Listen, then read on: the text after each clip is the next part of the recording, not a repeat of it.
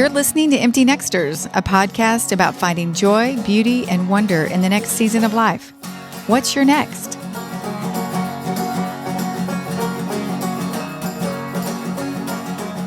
Well, hey everyone, and welcome to today's Empty Nexter podcast. I am so excited to be in the studio today with the lovely Amanda. Everyone say hello to Amanda. Hi. We are so excited. Let me tell you a little bit about Amanda. This young woman is a powerhouse, to say the least. I have had the pleasure of getting to work with her on our church staff for probably, 7 years now, has it been? I think so. Yeah. And I have to give her the biggest shout out for pushing me to start my Empty Nexter sister crew. As I said in the first episode, I said she would remain nameless until now, and here she is, the one and only Amanda, who hounded me in the best way. She believed in me. She saw things in me that I just didn't think was there or wanted to see, which leads me to our discussion today. And we are so excited to have a first part of 2 episodes that we are calling Bridging the Gap. So let's dive in and get to know Amanda and what she's all about. So, Amanda, number 1, what is your current season of life with your work and family? Before we get started, though, I just have to tell you that you say that about me pushing you, but your breakouts are always the best.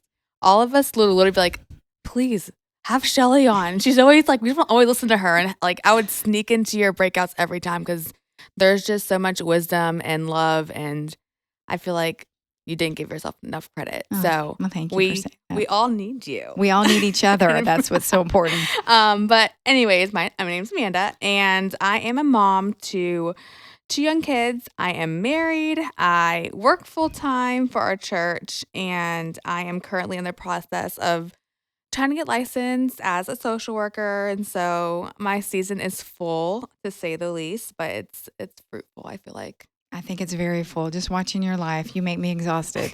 I remember those days. Whew, that was a long time ago. So how do you find fulfillment in your daily life? So I am currently, if I'm being honest, learning that word, like fulfillment.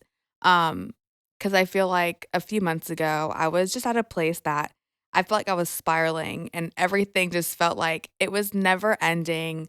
Like motherhood never ended, work never ended.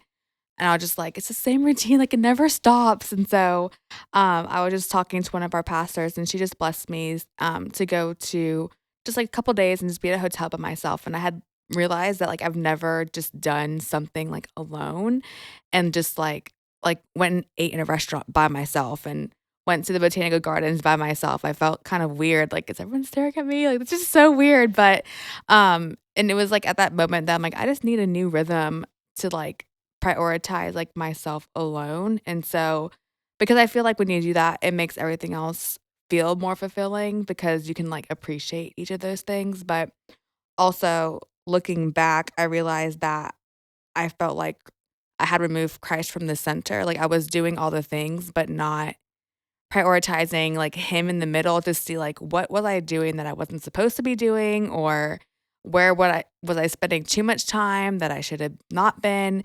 And so I felt like once, as I have been putting him back at the center, everything feels more fulfilling in its own, appropriate way. That's awesome. And don't you do some weird, funky yes. routine that you need to explain to us older ladies what it's all about?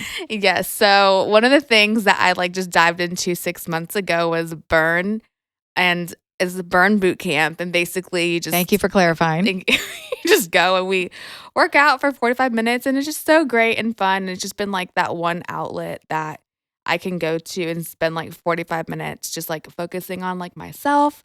They have childcare, so that's like a big perk. And so it's just been really helpful to kind of pour back into myself. I'm very proud of you for sticking to it as well. Thanks. I know it's helping you because I think I heard a very wise woman, Elle Woods from Legally Blonde, say that when you work out, you release endorphins, and endorphins make you happy, and happy people don't kill their husbands. Right. So there's something to be said for, working out, that it releases those happy endorphins, and you're just a better overall person in general. And it was so funny this morning. I was just like reading 1 Timothy, and I was laughing because even Paul was like, don't, physical physical discipline is also beneficial, not obviously above that, but I was like, oh, even he told Timothy, like, go be physical, like, go be disciplined. So I that was love it. really encouraging. All right. So we're going to get a little serious here. So, what are 3 things, or if you don't have 3, just what are some things you wish you knew somebody could have told you right before you became a mom that you could have tucked away to have for later use? Yeah, I laughed at this question because I'm such a like person that hates to be surprised. So I like asked all the people, all the things. Like I just did not really have a lot of questions afterwards because I felt like beforehand I did like my research.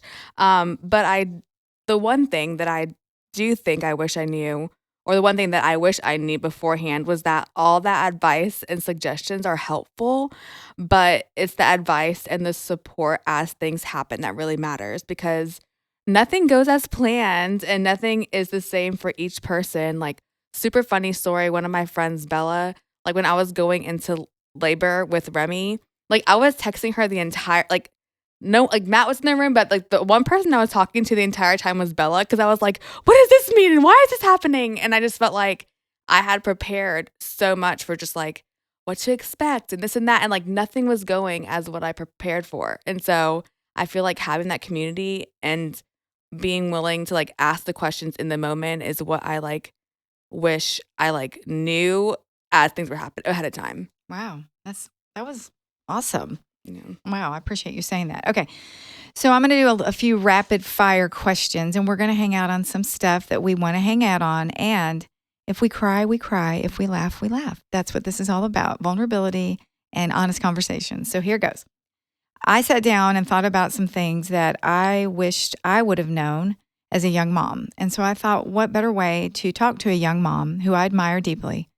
I have a lot of young moms that I'm around, but I'm around Amanda on a more consistent basis. And I've been able to see her life through the ups and downs, ins and outs, her in her physical body, in her marriage, in her children, in her spiritual walk, in her ways that she is in front of our church and on staff. And I just thought, wow, what a picture of what I feel like if I could have mirrored myself at 30, I would love to have seen myself like her. I would love to have the boldness, the tenacity. Although she may say this differently, she seems unafraid because she seems so confident in who she is in Christ. And I know that that's not what she would say about herself, but that's the way she portrays herself because she knows who she is in Christ. Because daily she gets up, I know, and she reminds herself who she is in Christ. So with that being said, we're going to find out just how Amanda processes through every day, the ins and outs, the ups and downs, because I want y'all, the listening audience, to understand we're just real women and we're not hiding our crazy anymore. We're bringing it out in the open for the whole world to see that we are real people that want to make sure that you don't see the real filtered life on Instagram or Facebook where everybody seems to have it all together, but behind the scenes, it's all falling apart. I'd rather you see behind the scenes first and really know what's happening. So here we go. So Amanda, tell me how you enjoy all the little moments that go by so fast with your children. I feel like just stopping and like I don't think I all the time make intentional decisions. But if I see like Remy play on the floor and I'm like, I want to play with her. So I'll just like stop what I'm doing and go do it. And now that Victoria is getting older, I am more intentional. Like I'll take her like, let's go to the movies together, or let's, we went to go see Disney Junior live, like just making those little like moments that help create core memories for her. But then for me, like looking at Remy and being like, okay, I want to still be as intentional as I was with Victoria. Because, second children, you're like, oh, okay, like still focusing on the first that takes so much attention. But Remy, I'm just like, let me just stop and like play with her again or do a puzzle and those kinds of things, just like stopping what I'm doing just to take advantage of the moment that's happening. Do you find it challenging to be in the moment in the midst of work? And how do you manage the day-to-day, getting dinner ready, being there for Matt and the kids? How do you manage that? Yeah, because it's definitely not an everyday thing. Like, I feel like certain days I'm able to do that better. Like, we work from home Mondays, so like Mondays are typically when I could do that. But every single day, I feel like that is definitely a struggle just to stop in the moment. And so it's an intentional thing. Like, a lot of times it's more like I feel like convicted and I'm like, I haven't stopped and played with her in like a couple of days. Let me just like do it, And so just trying to be more self-aware to stop and make those moments. And then even with Victoria, like even I'm intentional on the everyday, how am I being intentional? So, All right, I'm going to do a hard one. So you ready? Okay. Do you feel like you're too hard on yourself as a mom or a wife or just as a woman? Speaking to that, if you need to do that for a few minutes, we can hang here. I feel like I can be, and it also depends on my busyness. I feel like when I'm super busy, I'm way more hard on myself because I feel like I let them kind of be on like the wayside, and I'm like, wow, I just suck right now, and I'm just like everything else is getting all my attention. But I feel like it's like a constant like reset that I like find myself in. Like I feel really bad, and then I'm like, all right, let me prioritize and get back into like being intentional, and then I like slowly like drift off, and so I feel like I'm hard on myself, but in a way that like I want to be better. And so I try not to like stay there. I'll like, cry and have my moments and be like, I really yelled at her and I was just like, she's going to be wounded and like they're going to feel like their mom was always busy like so those moments kind of are hard, but then I think, at least they'll learn what it looks like to have a mom that like worked hard and prioritize herself and try to balance. Like I think we get worried about stuff like that, but then it's also we forget to see like what are they learning as they watch you, balance them and balance other people and have an open home and do ministry and, you know, get them ready, put them to bed and pray. I think all those things are um make it where I don't have to be so hard on myself, but challenge me to be more intentional. Oh, that's good. Very good. Okay. You did good on that one. You didn't Oh. cry at all. You teared up a little bit, but that's okay. I'm trying not to because if I cry, then it's gonna be like It's okay. It's okay. Okay, we're going to go into self-care isn't selfish. Okay, so just being an older woman, more seasoned woman in this season of my life, looking back when I was 30, the word self-care was never even in my vocabulary. So along come all these beautiful young 30-something women who fling around this phrase self-care. Or I remember Amanda came in and said work-life balance. And I looked at her kind of with my head tilted going, what did you just say? So explain to me and the audience what, in your opinion, is self-care to Amanda.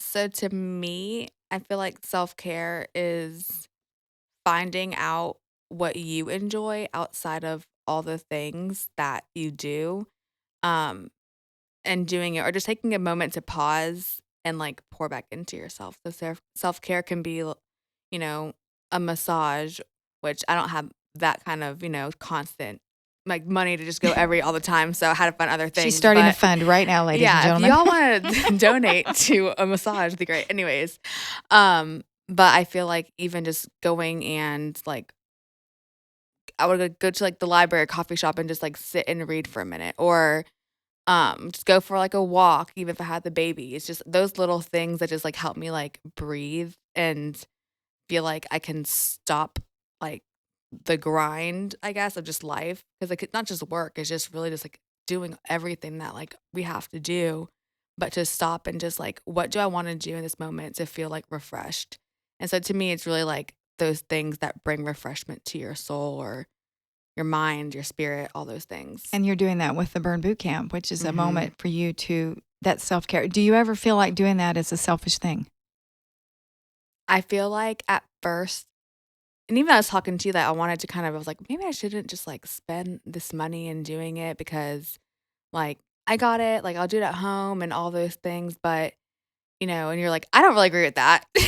And I was like, okay, well, whatever. And so, but I like was talking to Matt and he was like, but you really enjoy that. And I mean, you could work out at home, but for me, it's just like being in like a different community because like our church family is so close, but like being at people who like aren't in my everyday that the workout is done for me. It's a very encouraging environment and it's like 45 minutes of like because if you're working at home, a lot of times the kids are still coming in. They're still gonna ask questions. They're still there. And so, um, that has been like a refreshment because it's like something that I can like step away and just take 45 minutes for myself. And that's good. Eric's very good on that one. Okay. We're going to move right along to talk about relationship with your spouse. So tell me how you manage to keep your relationship with Matt focused as the priority. And just tell me about how you guys manage the crazy of having 2 young kids and working and church and all those things. Yeah. I feel like we're still figuring that out, to be honest. I tell people that actually going from like 1 to 2 was easier for us. It was really like after Victoria that it kind of got difficult because we were like learning how to parent and like work and just figuring it out. And then by Remy, we were like, okay, we're in a system. But even in that, now that we're in our system and our like groove, I feel like we do kind of like coexist a lot. And so we still make like date nights a priority, not as often as we should be. So I feel like we're currently figuring this part out, to be honest. Like we just had a conversation today and, or this weekend, just trying to work on being like more intentional because, I'm very quality time. Like that's my love language and he's not. And so that's often where I like complain. And I'm just like, you don't have enough time for me, or I don't feel like it's being intentional with me and stuff like that. But it's also learn like I told I'm like, I'm sorry for attacking you about it because if I want, like I can fight for that time too. So learn to fight for time with each other, like not just being like, well, he's not trying to be intentional or he's like, I'm not trying to be intentional. It's learning like how to be intentional with each other, even when you're tired and you're done working. And like, I mean, our day doesn't end till 8:30. Like Yeah. by the time we're, get off work and then you cook dinner and you have time with the kids and do bath times and get them to bed. It's just like by 8:30 you're tired. And me, I'm like, I'm so social. I could sit and just keep talking. He's like, I'm done for the day. And so it's learning each other, even if you think you know each other. That's good. And figuring it out. So That's we're awesome. getting there. I know you are. But that's what's important is that you never stop learning as a couple and figuring out the rhythm as a family and as parents because you are doing this together. And the question that popped in my mind when you were talking was, how do you handle triggers with each other? Like, do you guys, is there some kind of a, you said the love languages, which I think to me is a lost art. Back when I was a young married, before I even got married, I got the book. Both of us did. So we knew coming into our marriage what our love languages were. So I knew right then, I'm a words of affirmation person, and he's an acts of service person. So I knew immediately how to minister to him out of his, because sometimes we always want what ours is. Mm-hmm. We just figure, hey, if I'm words of affirmation, well then I should just affirm him all day long. Well, that means nothing to him. Right. So when you understand the way your spouse is made and your kids, because there's a book about the 5 love languages of our children. If we understand each kid is different, you can't treat Victoria the same way you treat Remy. They are 2 separate individuals. But if there's triggers in you or in Matt, how do you guys diffuse a situation? Is there like a set thing, or you just shoot from the hip at the moment, or what's your go-to thing?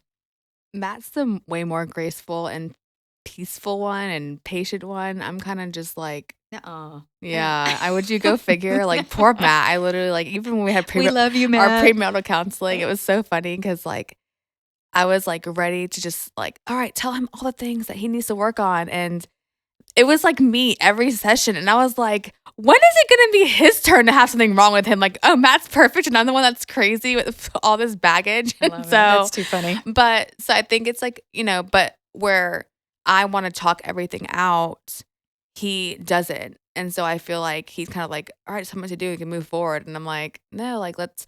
So I think it's learning too. Like, I think his like quietness will trigger like me to be like, do you get what I'm saying? Like, because I definitely need like that, like that verbal, like, I get what you're saying. Like, so I think we're still learning how to like, because I mean, you come to marriage with like 2 completely different upbringings. And so Matt is like from a very like quiet, sweet, like understanding family, and my family just kind of turned. And so like we just like yell and go off, and then we just like walk away and come back like nothing happened. And so wow. And I didn't like the coming back like nothing happened. So then now I'm so like we need to sit and you know exactly why. And so I'm learning how to like release that in a way that helps us like just come back together, and also learning like how to fight like with their kids in the house too. Like I think that's been a thing because I grew up in a household that, not that everyone's not perfect. So I don't like bash my parents, but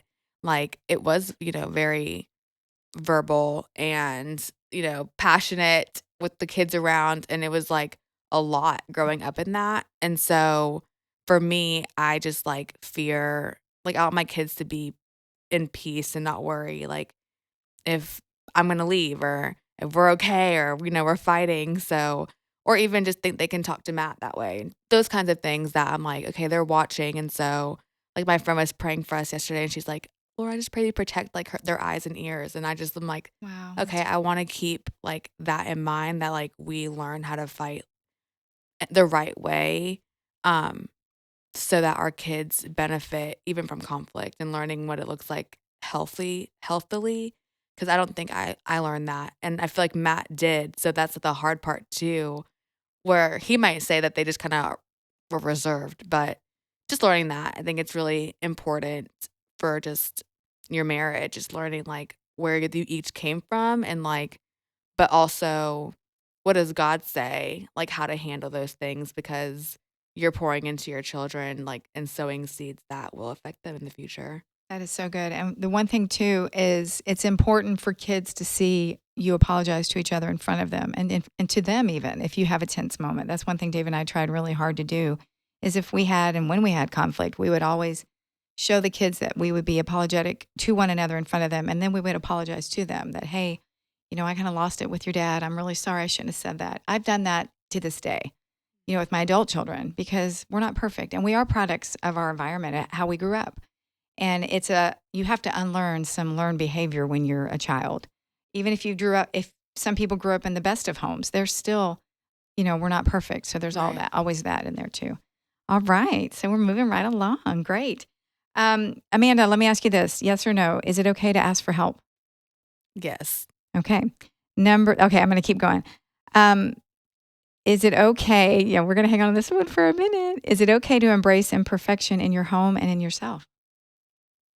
Well, I wanna go back to the other question for a minute because 'cause I'm Go thinking back. I Yeah. think I said yes, Too like, too fast? I did. Okay, so I feel like I'm willing to ask for help in certain things. So, like, with work and things that I'm just kinda like, "This is not about to be all me." But I think personally, I'd rather, like, almost, like, let people see me struggle and then offer help than actually ask for it because I'm just like, they have their own lives and all those things. So I feel like I am willing to ask for advice more than ask for help. And so I'm learning to try to ask for help where needed too, and within boundaries, because I Right. feel like people can also ask for too much help when it's like, okay, ask for advice and figure it out yourself. Don't just expect people to constantly like just help all the time.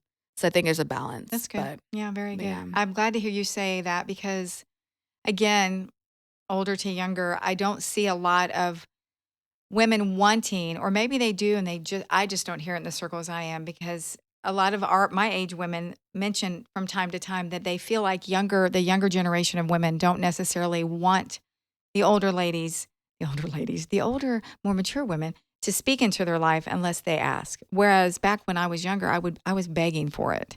And so the shift of all that is kind of hard to balance. So hearing you say, yeah, advice is great and being okay to say, because you've asked me, like, what do you do? You've asked different ones that you're around, hey, what do you do about my child's got this fever? What do you think's causing it? Or how do I handle this situation? So I think the word to me is teachable, always having a teachable attitude for whatever season we're in, even at my age. Yeah. I want to stop and say this now because as women, no matter what age we are, we can always learn from one another, no matter what the age. I'm learning from Amanda. I'm learning from all the young ones in my life. But we also, as older women, have a lot to offer them. So I think as long as we keep the connection open, man, we're gonna do so much better than Yeah. our generation before us did, Yeah. and that's key. And I want to speak to that because I feel like people my age, like, they feel like they're just gonna get talked to or Mm, feel like or that they're like, "Oh, no, they can't really teach me anything because I learned this on this podcast or this on, I'm read this book and things like that. But I just want to encourage everyone. Like for me, I've always have really believed that like I could sit there and learn and read books, but my experience doesn't really, you can't really just like write that and teach it until you've been there and done that. And so I feel like there's like theories and there are things that you can like try to apply, but I've always felt like I want to be poured into by those that have already gone before me because like they had like does this actually work or not, or this is a good idea? So I think we have to be open to learn and like humble ourselves enough to ask people who are older than us for wisdom and not think that we know everything or that like we're comparing to our friends because I'm like I don't really care what my friends are doing if it's not working for them. Like I want to know what has worked for people that have already been in my season. That's good. So, Well, on the flip side of that, I have to be willing to not come at you with the mindset of I know it all and I'm going to just talk at you when I want to walk with you. See, there's a whole thing as women is that we have to. The Bible talks about the older women teaching the younger women, and I think what happens is, we're further down the road than you. We've hit the pitfalls, man, and that's why I'm doing this today with you. I mean, people on this podcast may go, wait a minute, this Empty Nexter podcast, why do you have a 30-something-year-old on? Because I wish at 30 I had somebody 58 sitting across from me saying, listen to me. Let's bring this out in the open. Let's talk about it and discuss it openly so that when you're 58, man, you might go around all those things that you would have just fell right into had you not been warned or given the tools to handle it. And then you can turn around and talk to that 30-something that's clipping at your heels and saying, I believe in you. Come on, let's do this. You can do that. So I think we always have to be willing to reach up to someone older, someone in our season, and then reach back to someone younger and never forsake that, because I feel like that's what God's put us here to do, is to be always learning and always teaching. So, all right, that's awesome. All right, we're going to keep going. Let's see. I'm going to go to this one because we're going to come back to a couple of these questions on our next episode. So, what is the importance of finding, as the kids say these days, your tribe? I think it's everything. And I also want to just kind of make a point like, you don't have to have just one tribe. I feel like people think there's only one group that gets me. And I'm like, I have different tribes for different areas of my life and different seasons. And I feel like That is so. Wait a second. I have a different tribe for different seasons. I love that. I do, or different areas of my life. Like I have people that I'll like reach out to and be like, hey, like I'm trying to study. Like, what are your like? I think in those seasons, like you just have to know like who God puts in your circle in your life to like you can pour into them and they pour into you. And it's not like one person doesn't have all the answers for all the things that you're going through as a person. Like we're all very individual, very unique. And so he surrounds us in community with people to like help in all areas. So like my mom's crew is so helpful when it comes to like motherhood. But then I have like my other, just group of ladies that I just like my young adult group that I just pour into. And I still consider them my tribe, like, because they challenge me and keep me up to date and speak life into me and challenge my faith and help me be a better leader and a better person. And then I have people that I talked about marriage and people I talked to about being healthy. So I feel like you need to find people that, you can pour into, but there doesn't have to be one set group of people. But I feel like the Lord has us in community just to grow and be sharpened in every area of our life. That's very good. Okay, so we're going to hit one more question before we end this podcast and entice you to come back for the next one. So my next question, and I think you spoke to this, but I want to go back to it, about the time alone with your kids is priceless. So every day you find time to spend with each child, or you make that a priority, like you said, with each child. Again, go back to the reason why it's important for each child to have that individual time. Why is it? Yeah. Because, well, one, and that was the one, like, I remember crying like once Remy was born, and not because Remy was born, because I was literally like, I don't want Victoria to feel left out. Like, I don't want her to feel like I just abandoned her. Cause me and her were like, I mean, we still are. Like, we're very close. And like, that's like my girl, she's not an adult, but she's like, I love her. And so that was like a really hard transition to just being like, okay, like I have another kid to now pour into and like be just as intentional. And so, but it was cool because then Matt got that opportunity to be like her person for a season. And I got to focus on like Remy. But then now I'm in the place where I'm like, okay, I want to make sure Remy feels like she has like a full experience, not just kind of like the kid that gets dragged along with Victoria. Because I feel like we want each of them to feel seen and each of them to feel like they matter and like we're intentional about each one, like together, but also individually because God gave us two different children and with two different requirements and two different love languages and two different personalities, definitely. And so, um, it makes me really just lean in and ask the Holy Spirit a lot, like, okay, like show me how Remy is compared to Victoria and what Mhm. Remy needs compared to what Victoria needs. And, because we have to parent through the Holy Spirit, but it's work.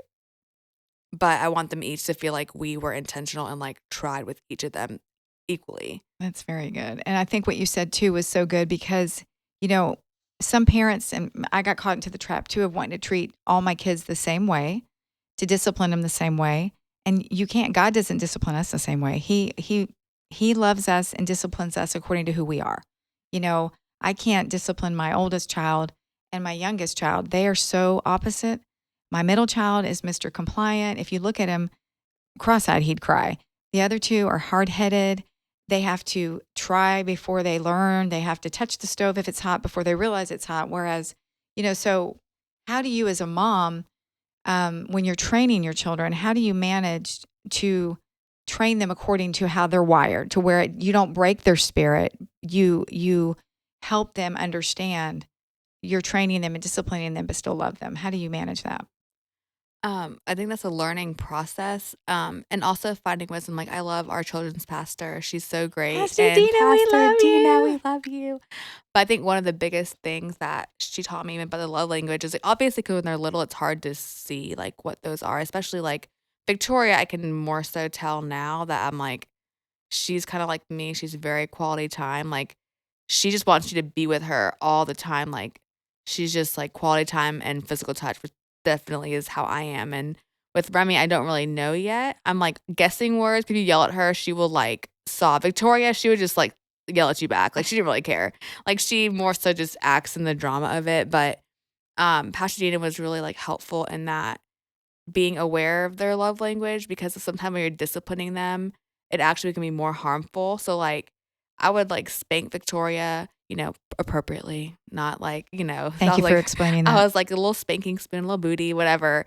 And she would just look at me like, okay, like she would be so unfazed. Like, and so I was like, I'm not gonna keep doing this if it doesn't work.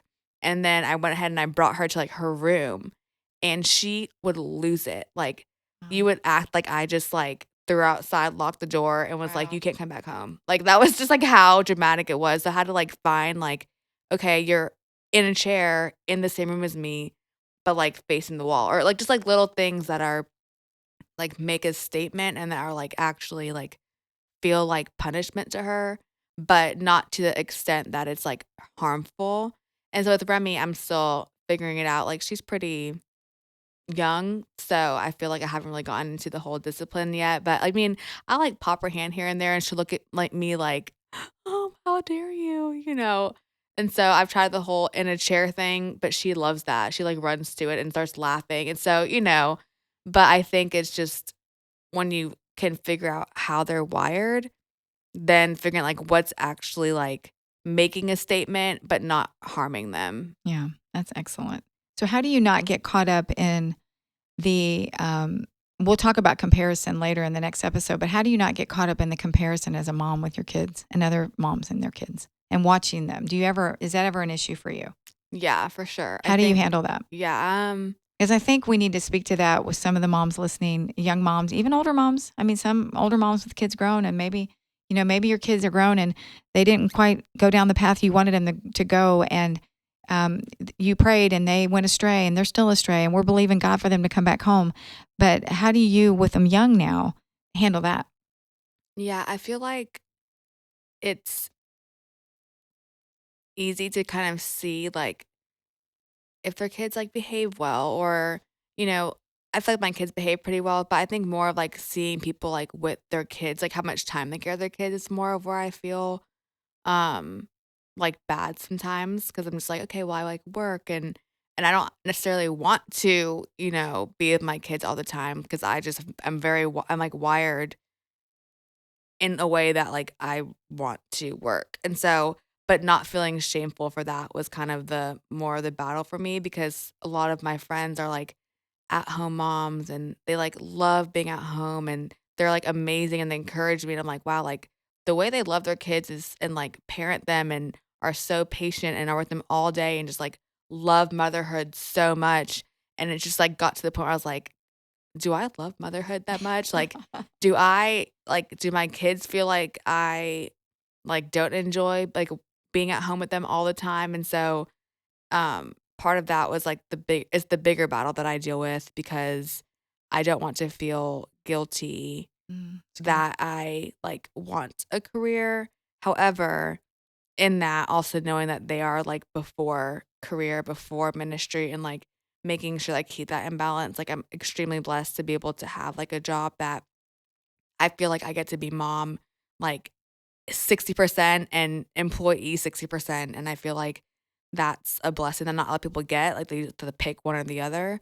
So I feel like I am grateful that I get to do that. But it's more so seeing the at home moms that are like genuinely like love just like parenting their kids, and like are always talking about their kids. And me, I'm like, I need to do better about that. I want my kids to feel like I like them, not Yeah. just ministry all the time, or my friends all the time. And so that's the challenge for me usually. Okay. Well, we have come to the end of our first session or episode with Amanda, talking about all things mom life and older versus younger and bridging the gap and all the things that we're talking about. So we are so happy that you decided to join us today. And please come back for the next episode as we continue to talk about the empty nexter life, but kind of with a different twist. So we hope to see you back soon. Take care.